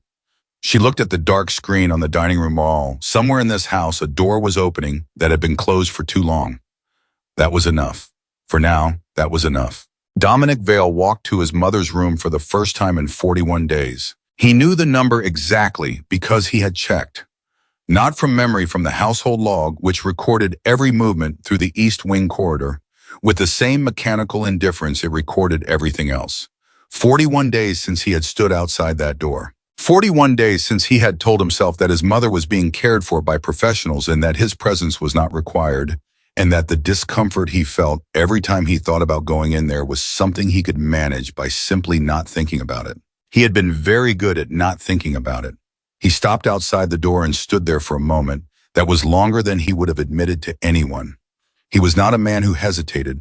Hesitation in his world had consequences that he had learned young and in ways that stayed with him to avoid. He made decisions and he executed them and he moved forward, and the forward motion had carried him far enough from where he started that the distance itself had become a kind of identity. But he was hesitating now. He knocked. No answer for 3 seconds. Then Rose's voice and the sound of it, clearer than he had expected, steadier than the voice he had been hearing in his head when he imagined this moment, came through the door. "Come in." He opened the door. Rose Vale was sitting up in her bed with a blanket across her lap and the small lamp on. She was thinner than the last time he had been in this room, and he had known that intellectually from the footage, But knowing something and seeing it in your mother's face are two different kinds of knowing, and the second kind hit him in a place that the first had not reached. She looked at him. He looked at her. Neither of them spoke for a moment that stretched long enough to hold everything that had not been said in 41 days and considerably longer. "Dominic," she said finally, not a greeting exactly, more like a confirmation, like she was making sure he was real. "Mom," he said, and his voice came out differently than he intended, quieter, with an edge that he recognized with some distance as the sound of a man who is trying not to break something and is not entirely succeeding. He crossed the room and sat in the chair by the window. The chair that Elena had been sitting in every night for 3 weeks, which he did not know yet, but which was in some way he could not have articulated, already present in the room, the shape of someone who had been occupying that space with care and consistency, leaving behind the specific warmth of regular presence. Rose watched him sit down. She did not rush him. She had always had that quality, the patience of a woman who understood that people arrive at difficult conversations at their own pace, and that pushing them faster than they are ready to move produces something that looks like the conversation but isn't. "I know," he said, not the whole sentence, just those 2 words which were doing the work of the whole sentence and more. Rose looked at him. "What do you know?" she asked gently, not testing him, asking for specificity because specificity was the only kind of truth that counted. Everything that he said, in the food, the documents, Linda's reports. He stopped, started again. "I watched the footage, all of it, from last night and from 7 months back. I watched," he stopped again. His jaw was tight. "I watched her carry the trays out, Mom. I watched it, night after night, and I watched you." Rose was quiet. "Why didn't you call me?" he asked, and the question came out wrong. Not accusatory, he did not mean it that way, but too raw, too close to something he was not managing as well as he needed to. Rose looked at him steadily. "I tried," she said, 3 times in the first month.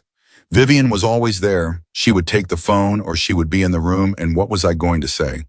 She had already told you I was confused. She had already put the diagnosis in writing." She paused. "And the one time I did reach you, do you remember, about 2 months in? I called you on a Sunday evening."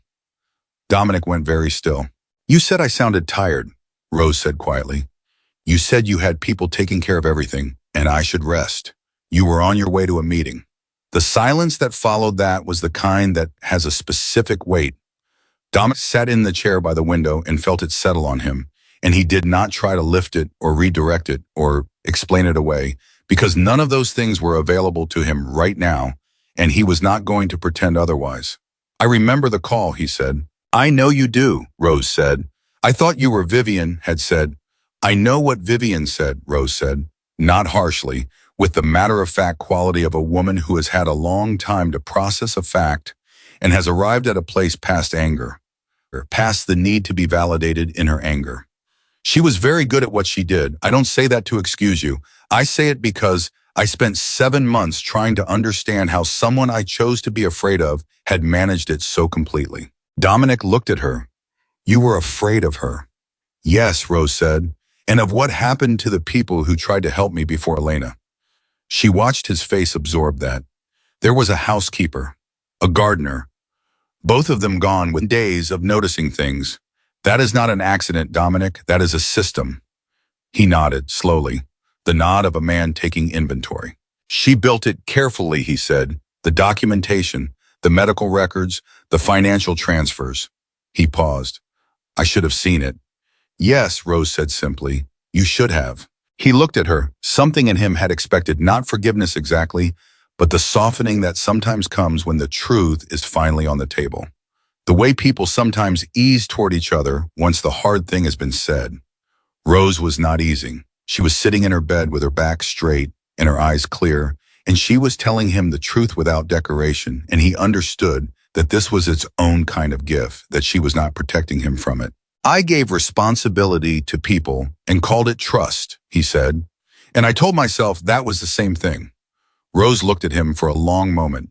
"It is what you have always done," she said, "with the business, with this house, with me." She paused. "You surround yourself with systems, and you manage the systems, and you tell yourself the people inside them are being taken care of. And most of the time you are right. But Dominic, I am not a system. I am your mother." The words landed the way true things land without drama, without the need for emphasis, just the clean weight of something said precisely.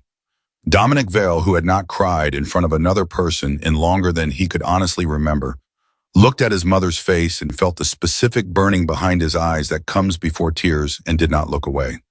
"I'm sorry," he said, not the efficient apology of a man moving to the next item. The other kind, the kind that comes from a place below language and does not dress itself up. Rose looked at him.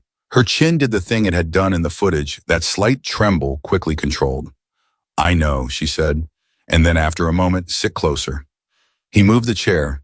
He sat close enough that when she put her hand out, he could take it, and he did. They sat like that for several minutes, his mother's hand in both of his, the lamp on, the east wing quiet around them.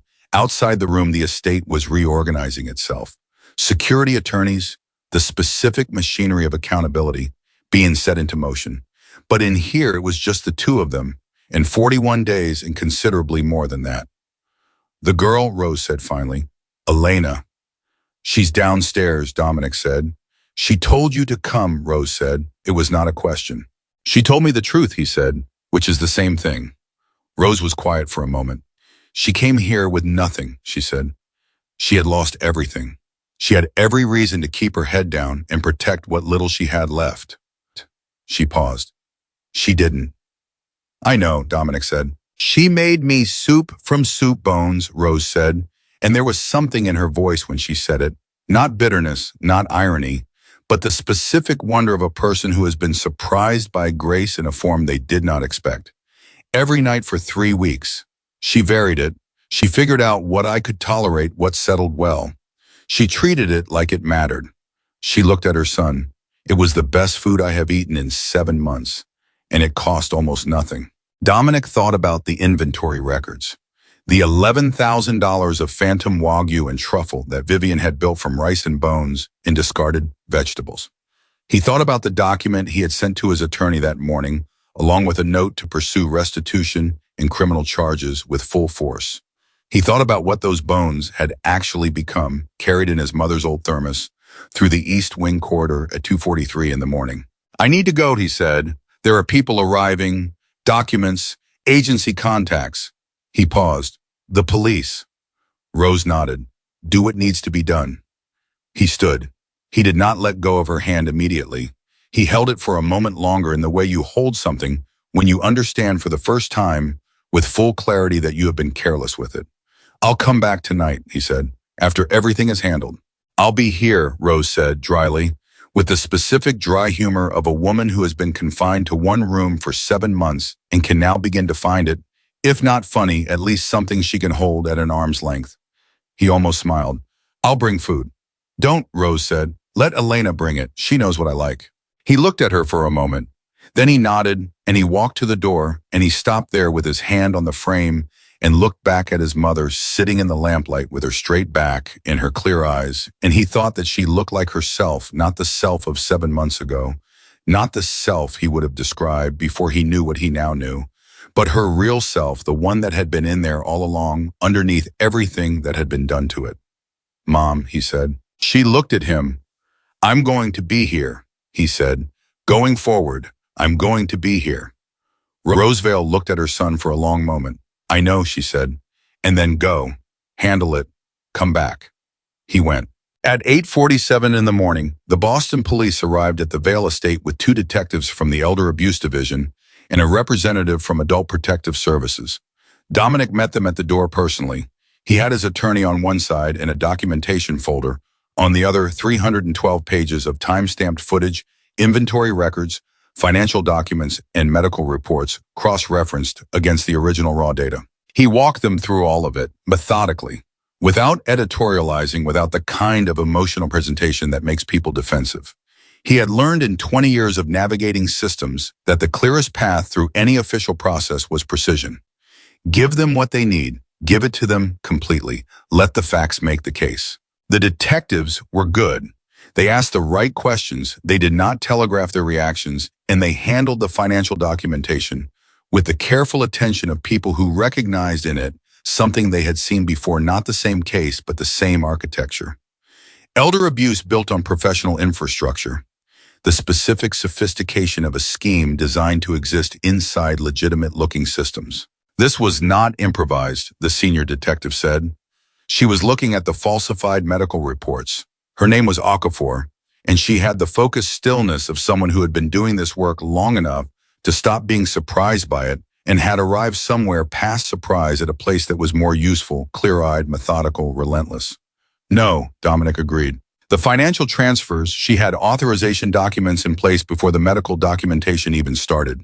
Detective Okafor said, "That's not opportunistic. That's a plan." "Yes," Dominic said. She looked at him.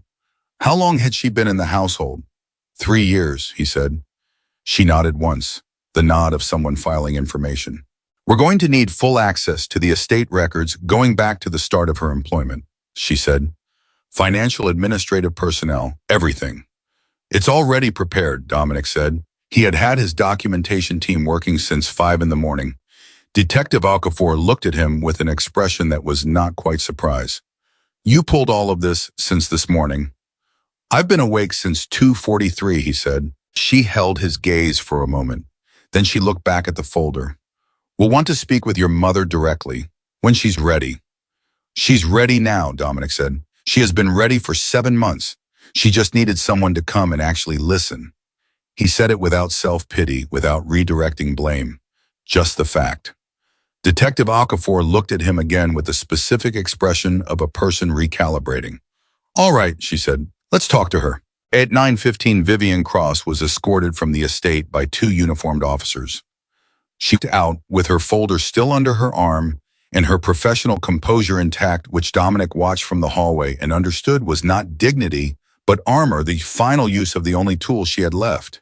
She did not look at him as she passed. Linda Shaw came out 10 minutes later, and her composure had not held as well.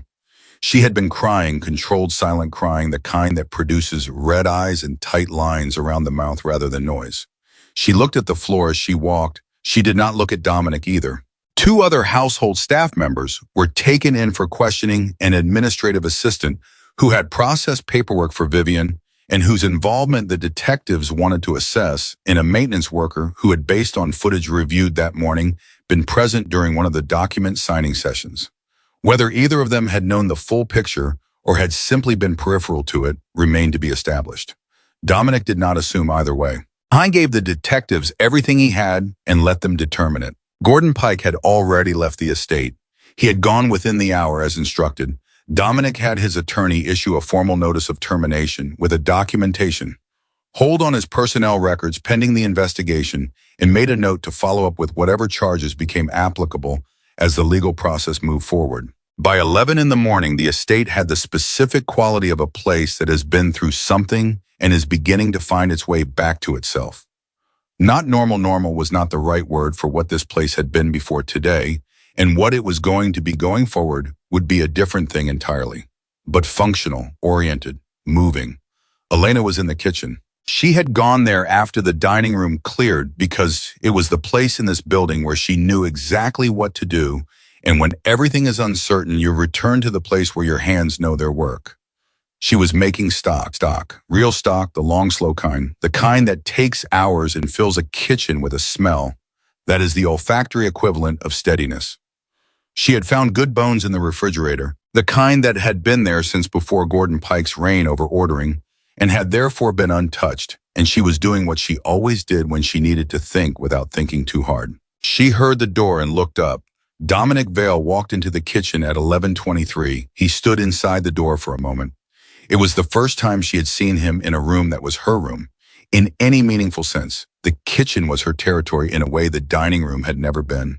And the difference showed in how she held herself versus how she had been standing at the side wall of the grand dining room. "She told me what you made," he said, "every night." Elena stirred the stock once. "Mostly bones and scraps," she said. "Whatever was heading for the trash. She told me it was the best food she'd eaten in 7 months." "That says more about the situation than the cooking," Elena said. He moved to the counter and stood on the other side of it. The counter between them felt appropriate, not a barrier exactly, but a surface that organized the conversation, gave it structure. "The police are here," he said. The Adult Protective Services rep has already spoken with my mother. Vivian and Linda have been escorted out. He paused. My attorney is working on the financial documents, recovery of the transferred assets, criminal referrals for the elder abuse and fraud charges. Elena nodded. She had heard parts of it through the kitchen corridor voices, movement, the specific sound of an estate reorganizing itself around a crisis. How is she? Elena asked. Your mother. She asked me not to bring food tonight, he said. She said to let you bring it. Elena looked at him. She said you know what she likes, he said. Something shifted in Elena's face. Small and quick, the way things shift when you receive something you were not prepared to receive, and your body reacts before your composure does. She likes the broth with a little ginger chow, Elena said. Her stomach has been stronger this week. She can handle more. Okay, Dominic said. He was quiet for a moment, then, I owe you more than an apology. You don't owe me anything, Elena said. I did what anyone... No, he said, firmly but not harshly. Don't do that. Don't make it small. What you did coming into this house with nothing in the situation you were in and doing what you did, that is not what anyone would have done. It is what you did. Those are different things. Elena looked at the stock. She stirred it again. The motion of someone who needs something to do with their hands while they process a thing they were not expecting. My mother was sick, she said finally. She was alone. She needed food and she wasn't getting it. I know what that looks like. I know what it does to a person. She paused. I couldn't unknow it. Dominic looked at her. Your mother, he said, not a question. He had read the background file. He knew the shape of it. She died 8 months ago, Elena said. 14 months of treatment. I was there for all of it. And after I was here, she said simply. I was quiet for a long moment. Long enough that the stock made small sounds and the kitchen had its own rhythm. And Elena did not try to fill the silence because she had learned somewhere in the past several hours that Dominic Vale used silence the way careful people use it, not to avoid but to arrive. I cleared it this morning, he said. Elena looked up. I'm sorry. Your medical debt, he said. The $212,000. I had my attorney contact the collection agencies at 7 a.m. It's handled. Elena went very still. She looked at him the way people look when they have received something so far outside the range of what they were prepared for that their brain briefly refuses to process it. You can't, she started. It's done, he said. Mr. Vale, Dominic, he said. She stopped. It's done, he said again. It was done before you walked into the dining room this morning. I made the call at 7 because I needed it to be done before I spoke to you, so that when I said it, you would understand it was not a negotiation and it was not conditional. He paused. You spent 14 months giving up everything for your mother. You spent 6 weeks doing the same for mine. The least I can do is make sure you're not still paying for the first part when the second part is finished. Elena's hands were flat on the counter. She was looking at them. The stock continued its quiet work behind her. I don't know how to accept that, she said. You don't have to know how, he said. It's already accepted. She looked up at him. Her eyes were bright. Not crying, she was not going to cry in this kitchen, not in front of this man, not today, but bright. What happens now, she asked. The same question she had asked in the dining room. I have a proposal, Dominic said. You don't have to give me an answer today. You don't have to give me an answer at all if the answer is no, but I want to say it clearly so you know what I'm offering. She waited. I want to hire you as my mother's personal chef and advocate, he said. Not a servant, not a junior cook on probationary employment. A salaried contracted position with full benefits and a legal framework that gives you actual authority to coordinate her care alongside her medical team. You determine what she eats, how her nutrition is managed, and you have direct communication and access to her doctors without going through household administration. He paused. The household administration position is going to be restructured entirely with oversight mechanisms that I should have had in place 3 years ago. You would be outside that structure entirely. Elena was quiet. And I want to establish a foundation, he said, legally supervised, independently operated, focused on supporting isolated seniors and family caregivers, specifically families in the financial situation yours was in. The kind of care gap that your mother's illness exposed. The kind of situation that does not get addressed because the people experiencing it don't have the resources or the visibility to make anyone pay attention. He stopped. I want you to help design it, not put your name on it. Design it the actual programs, the actual support structures, because you know what that gap looks like from inside it, and I don't. Elena looked at him for a long time. You're serious, she said. I don't make proposals. I'm not serious about, he said, the foundation she started. It will serve ordinary families, he said, cutting ahead of her concern with the precision of a man who had already anticipated it. It will not carry my name. It will not be a legacy project or a PR structure or something that exists to make me look different than I am. I have enough of those. I want this to actually work. He paused. Which is why I need someone who will tell me when it isn't working. Someone who has already demonstrated that she can look at the wrong thing and say so, even when the room is arranged to punish her for it. Elena looked at the counter between them, at her hands still flat on the surface. She thought about her mother, about the hospitals and the waiting rooms and the billing offices and the 14 months of navigating a system that had been designed for people with resources she did not have.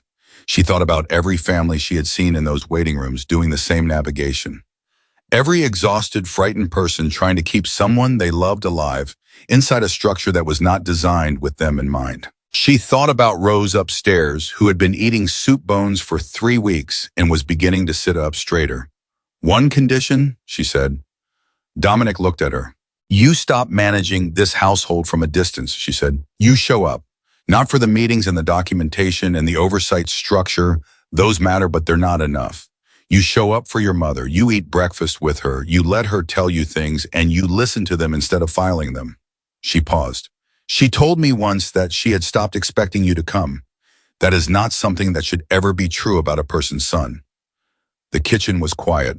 Dominic Vale stood on the other side of the counter and received that the same way he had received everything else she had said to him today, directly, without deflection, with the stillness of a man who has decided that the cost of honesty is something he is prepared to pay. Agreed, he said. Every morning, Elena said. Not when you have time. Every morning. Every morning, he said. She looked at him for a moment longer. Then she turned back to the stock. She reached for a ladle, tasted it, made a small adjustment with a pinch of salt, and tasted it again. Okay, she said.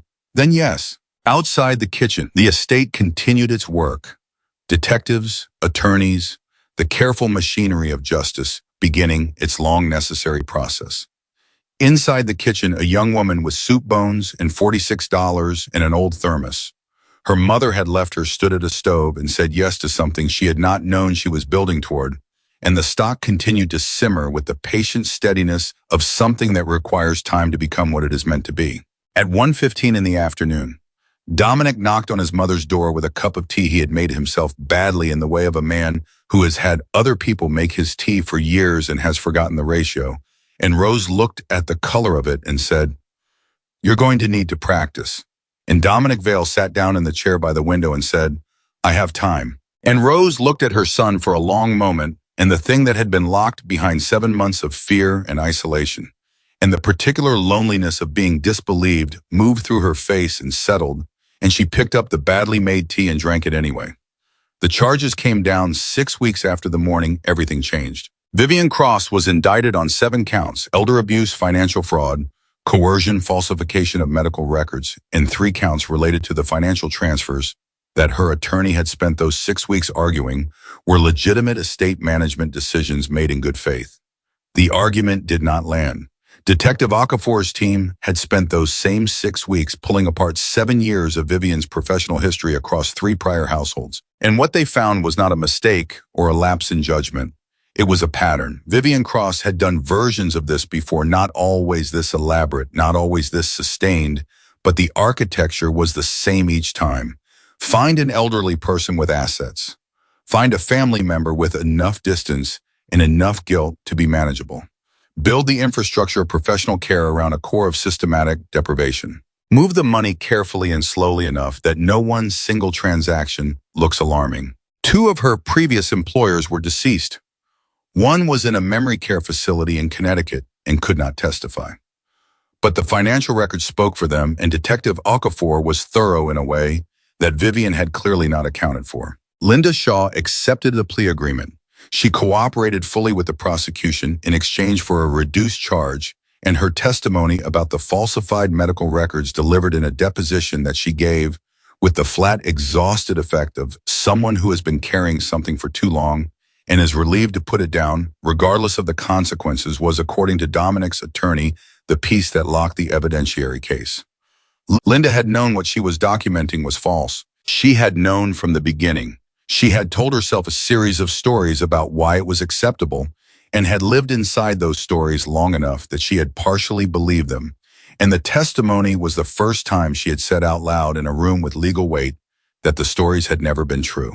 Dominic read the deposition transcript in his office and sat with it for a long time. Not because it surprised him, because he was making himself understand the full shape of what had happened inside his house, while he was somewhere else managing something he had decided was more important. He was getting good at sitting with things. Rose's recovery was not linear. That was the first thing the independent medical team made clear when Dominic brought them in: a geriatric specialist, a nutritionist, a therapist, who worked specifically with elderly patients recovering from sustained trauma and isolation. That recovery from what Rose had experienced would not follow a clean trajectory. There would be better days and harder days. There would be setbacks that were not failures, but part of the process. There would be things that took longer than seemed reasonable and things that moved faster than expected. And the only way through it was consistency and patience, and the willingness to be present without requiring the presence to produce visible results. Dominic wrote that last part down. He was not accustomed to noting things without requiring results from them. He wrote it down anyway. Elena coordinated with the medical team from the beginning. Not because Dominic asked her to, he had offered the role and she had accepted it, but the way she moved into it was her own. She asked the right questions in the first meeting with the geriatric specialist. She pushed back once when the nutritionist suggested a meal plan that was technically balanced but reflected no understanding of what Rose actually liked or would actually eat. And she did it with the directness of someone who knows their expertise and is not going to perform deference she does not feel. The nutritionist revised the plan. What Elena built for Rose was not a diet. It was a relationship with food, the restoration of one specifically that had been interrupted by 7 months of deprivation and the specific psychological damage of having the most basic form of nourishment weaponized against you. She started where she always started, with what Rose loved. Not what was optimal or recommended or architecturally correct from a nutritional standpoint, but what Rose actually wanted, what she had missed, what her body remembered as comfort. Rose told her about a soup her own mother had made. A simple thing, she said, chicken and vegetables and a particular combination of spices that she had never been able to reproduce exactly because her mother had measured. Nothing had cooked entirely by instinct and smell, and the specific knowledge that comes from making the same thing for 40 years. Elena asked her to describe it, what it smelled like, what the broth looked like when it was right, what her mother did with her hands when she cooked, how she moved around the kitchen, what the texture of the vegetables was when the soup was finished. Rose talked for 20 minutes. Her eyes were the brightest Elena had seen them. Elena went to the kitchen and spent 3 hours working through variations. She brought Rose 5 small cups, each slightly different, and Rose tasted them in order and was quiet after each one with the concentration of someone listening for something. The 4th cup, Rose held it in both hands and closed her eyes, and when she opened them, there was something in her face that was older than grief and quieter than joy, and had no clean name. "That's close," Rose said. "That's very close." "Tell me what's missing," Elena said. Rose thought about it. "A little more time," she said, and she always put in a bay leaf at the very beginning, before anything else. She said it needed the whole time to give everything it had. Elena wrote it down. The 5th version was right. Elena knew it from Rose's face before she said anything. Rose held the cup for a long time and did not drink immediately, just sat with it, the way you sit with something you thought you had lost and have suddenly recovered, feeling the reality of it. "My mother made this soup every Sunday," Rose said. "Every Sunday for as long as I can remember. Even at the end, when she was sick, she would tell me how to make it, and I would try, and it was never quite right." She looked at Elena. "How did you do that?" "You described it perfectly," Elena said. "I just followed you." Rose looked at her for a long moment. "You are a remarkable young woman," she said. "I want you to know that I am aware of what you gave up to do what you did for me. And I know that thank you is not sufficient. but I need you to hear it from me directly, not from Dominic, not from what he has arranged, from me. She paused. Thank you, Elena. Elena looked at the cup in Rose's hands. My mother used to say that you never know when you're going to be the person someone needs, she said. She said the only preparation for it is to keep your eyes open, she paused. I was just keeping my eyes open. Rose made a sound that was almost a laugh. Your mother sounds like she was a very wise woman. She was, Elena said. She would have liked you. Rose smiled at that, a real smile, the whole face kind. That evening, Dominic arrived at his mother's room at 6 o'clock with a bowl of the soup Elena had sent up with him. He had been carrying it very carefully down the corridor, in the way of a man unaccustomed to carrying things carefully focused on not spilling it with the specific concentration of someone who has decided that this particular task matters and is not going to fail at it. Rose looked at the bowl when he set it on the bedside table. Then she looked at him. Did you taste it? I was told not to, he said. Good man, Rose said and picked up the spoon. Dominic sat down in the chair by the window. The chair he had now occupied every morning for 6 weeks. He had learned in those 6 weeks that the chair was more comfortable than it looked, and that his mother talked more in the morning than any other time of day, and that she had opinions about things he had not known. She had opinions about politics, architecture, the correct way to make coffee, the general state of his wardrobe, which she found acceptable but underdeveloped. He had also learned that she laughed more than he had remembered, that she was funny, not gently amusing, but actually genuinely funny in the dry, precise way of someone who has observed human nature for 73 years and has developed a detailed taxonomy of its absurdities. He had forgotten that about her, or perhaps had never properly known it, having spent the years when she was most fully herself in rooms she was not in. I was learning her now. At 51, he was learning his mother the way you learn someone you love when you have finally decided to stop being somewhere else. It was not always easy. There were mornings when she was tired and the progress of the past weeks felt fragile, and Dominic sat in the chair and felt the specific helplessness of the person who cannot fix the thing they most want to fix. There were mornings when she talked about the 7 months and he had to sit with what she described without retreating into the executive distance that had always been his defense against things that were too personal to process professionally. There were mornings when she asked him questions he did not have good answers to, and he gave her the honest answer rather than the managed one, which was harder and better. There was one morning about a month in when Rose looked at him and said, do you remember when you were 9 and you broke the kitchen window with a baseball and you tried to fix it yourself before I came home and made it significantly worse? Worse, he stared at her. Where did that come from? I was thinking about it, she said. You spent 4 hours trying to fix something you had broken because you were afraid to tell me. And the whole time you were trying to fix it, you were making it worse. And when I finally came home and saw it, you were standing in the kitchen looking at me with glass everywhere, and I said, what did I say? He thought about it. He had not thought about that afternoon in decades.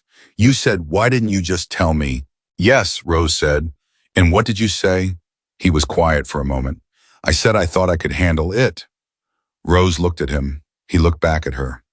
I know, he said quietly. I'm not trying to make a point, Rose said. I was sitting here this morning thinking about that little boy standing in all that broken glass, so certain he could manage it alone.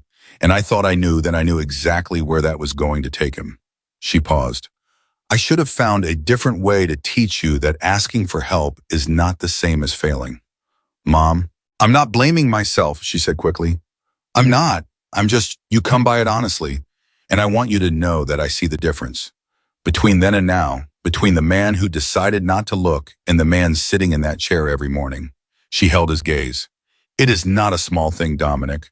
What you are doing now, don't tell yourself it's just correcting a mistake. It's more than that. Dominic Vale sat in the chair by the window and let his mother's words land where they needed to land and did not deflect them or qualify them or file them under something manageable. Okay, he said. Good, she said, and went back to her soup. The foundation had a name by the second month. Not his name, not a name that pointed back to him in any direction. It was called the Open Door Foundation, which Elena had suggested in a meeting with the legal team in a way that was so simple and direct that the room went quiet for a moment before anyone thought to write it down. Open door, Dominic's attorney had said, because Because the most important thing anyone did in this whole situation was walk through one, Elena said. Pass a sign that said they weren't supposed to, because someone on the other side needed them to. The room wrote it down. Elena spent the first month working with a nonprofit specialist Dominic had hired to build the program structure. She was not polite about it. She pushed back on the clinical language that nonprofit organizations use to describe the populations they serve, because she had been in that population, and the clinical language was not how it felt from inside. She pushed back on the means testing protocols that would have excluded families in exactly the situations that needed the most help. She pushed back twice on timelines that were designed around institutional convenience rather than the actual pace at which families in crisis could navigate applications and intake processes. She was not difficult. She was precise. There is a difference, and the specialist who had worked with a lot of wealthy donors setting up foundations recognized it immediately and adapted accordingly. You've done this before, the specialist said after their third meeting. This kind of advocacy work. No, Elena said. I've been the person the advocacy work was supposed to reach and didn't. She paused. That's different and more useful, I think, for what we're trying to build. The specialist looked at her for a moment. Yes, she said, it is. The first families came through the Open Door Foundation's pilot program in the third month. 12 families selected from a list of referrals from hospital social workers and elder care facilities across the Boston metro area. Families caring for elderly members without adequate resources. Families in the specific gap between too much income to qualify for assistance programs and too little to actually afford the care their loved ones needed. Families doing exactly what Elena had done, managing an impossible situation with whatever was in reach alone without anyone who had the authority to help actually paying attention. Elena met with each family personally, not as a formality, not as the public-facing component of a donor's pet project. She sat with them the way she had sat with Rose, listening, asking the right questions, staying past the point where the official agenda ended, because the real information was usually in the conversation after the official agenda was done. One family she met in the third week had a daughter who had left her job in Houston to care for her mother in a situation so close to Elena's own that Elena sat in the car afterward for 10 minutes and pressed her hands flat against her thighs and breathed. Just breathed. The way you breathe when the world shows you your own history in someone else's face, and you understand with the full force of personal knowledge exactly what is at stake. She went back inside and spent another hour with that family. She told Dominic about it that evening. He was in his mother's room when she found him. Rose was asleep and he was sitting in the chair by the window, reading something which was new, which was the thing he did now in the evenings after their morning conversations, when his mother needed rest and he did not want to leave the wing entirely. There's a woman in the program, Elena said, from Houston. She left her career. She's been managing alone for 14 months. Dominic looked up from what he was reading. Her daughter, Elena said, is 26. He was quiet for a moment. What does she need? Right now, direct financial support or the care gap specific therapies her mother needs that aren't covered, and someone to help her navigate the insurance appeal she's been trying to file for 3 months without getting anywhere. She paused. She's exhausted, Dominic. She's 26 and she's exhausted in the way that doesn't go away quickly. Fix it, he said. I already called the specialist, Elena said. She's on it. I wanted you to know that this is what it looks like. The thing we're trying to address, it looks like that. She paused. It looked like me 14 months ago. I needed you to see that. He looked at her steadily. I see it, he said. And she believed him because by now she had learned the difference between the version of Dominic Vale that processed information at a distance and the version that was actually present, and this was the second version. The one that had been built slowly and deliberately over the past 3 months in a chair by a window, by a man who had decided to stop being somewhere else. The security camera in the East Wing corridor had been upgraded in the first week after the investigation. Higher resolution, better audio, redundant backup, to an off-site server that Dominic had established specifically to prevent any future manipulation of estate records. It was part of a full overhaul of the household's oversight, systems, new administrative structure, new personnel, new protocols that had been reviewed by both Dominic's attorney and an independent elder care advocate who had no financial relationship with the household. She had noted this to Elena with the dry amusement of a woman rediscovering the use of her own voice. "He actually listens now," she said. "It's disorienting. I keep waiting for the part where he thanks me and changes nothing." "Does he change things?" Elena asked. "He changed the intake process for new household staff based on something I said at breakfast," Rose said. "I suggested it in passing. By lunch it was in writing." She paused. "He is a very fast mover when he has decided to move." "Yes," Elena said, "he is." The morning that Dominic made his mother's soup for the first time was 6 months after the night he sat in front of the security monitors and watched Elena carry a thermos through the East Wing corridor. He had asked Elena to teach him. Not the whole repertoire, he was realistic about what he was capable of producing unsupervised in a kitchen. Just the soup, the one with thyme and a bay leaf at the beginning, the one that had taken Elena 3 hours and 5 versions to get right, the one that Rose held in both hands and closed her eyes over. Elena stood beside him at the kitchen counter and walked him through it step by step. He was methodical and he followed instructions precisely, and he ruined the first attempt by turning the heat up too high because he was used to managing things quickly, and the soup required patience. "Lower," Elena said. "It's barely moving," he said. "That's how it's supposed to look," she said. "It needs time. You can't rush it." He turned the heat down. He stood at the stove and watched the broth move almost imperceptibly and made himself not touch anything for 15 minutes, which was, Elena observed without saying it out loud, probably the longest he had stood still in 6 months. The second attempt was better, not perfect, the time was slightly heavy, and the vegetables needed another 4 minutes, but real, recognizable. The kitchen smelled the way it was supposed to smell. They carried it upstairs together. Dominic with the bowl, Elena with the spoon, and a small plate of bread she had made that morning. Rose was awake, sitting up, and she looked at her son, coming through the door with the bowl in his hands, in the particular careful focus of a man who has decided that not spilling it is currently the most important thing in his life. And her face did the thing it did now with increasing frequency, that deep, whole-face warmth that had been locked away for 7 months and was returning slowly and surely like something coming back into season. "You made it," she said. "Elena supervised," he said, "closely." "The time is a little much," Rose said after the first sip. "I know," he said. "I'm working on it." Rose laughed. It was a real laugh, the kind she used to have, the kind that filled the room, the kind that Dominic had not heard since before everything, and that landed on him now with the force of something recovered from a very long distance. Elena stood in the doorway and watched Dominic Vale sit beside his mother and receive her laughter without managing it or deflecting it or converting it into something more comfortable. And she thought about a parking garage in October and a suitcase with one handle and $46 and a thermos her mother had given her that had traveled from Austin to Houston to Boston and into the East Wing of a house belonging to a man who had almost called security at 2:43 in the morning.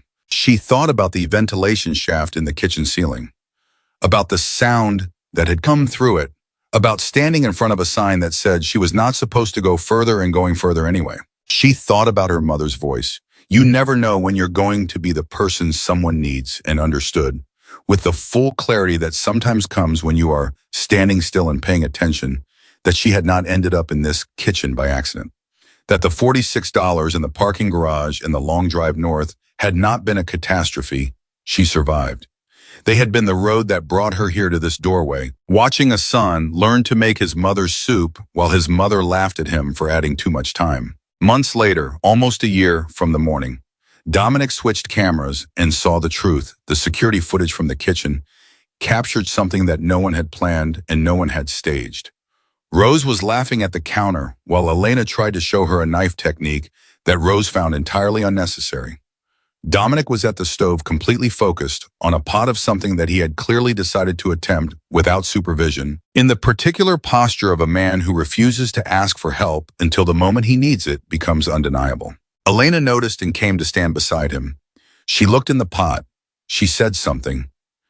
He said something back. She adjusted the heat, and he watched her do it, and then he did it himself on the second try. Rose watched her son and this young woman from Texas who had come to the estate with $46 and a thermos and a set of values that no amount of poverty or grief had been able to dismantle, and she felt the specific peace of a person who has been returned to themselves after a very long absence. The camera that had once seemed to confirm Elena's guilt had captured something else entirely in the end. It had captured the truth, not the truth Vivian Cross had curated and documented and presented with a leather folder and a professional smile, but the real truth. The kind that exists in the small hours of the morning when no one believes they are being watched. The kind that shows itself in a thermos carried carefully through an empty corridor. In a knock that is more question than demand. In soup made from bones that everyone else had thrown away. The camera saw all of it. It had seen all of it from the beginning. Poverty does not determine the size of a person's integrity.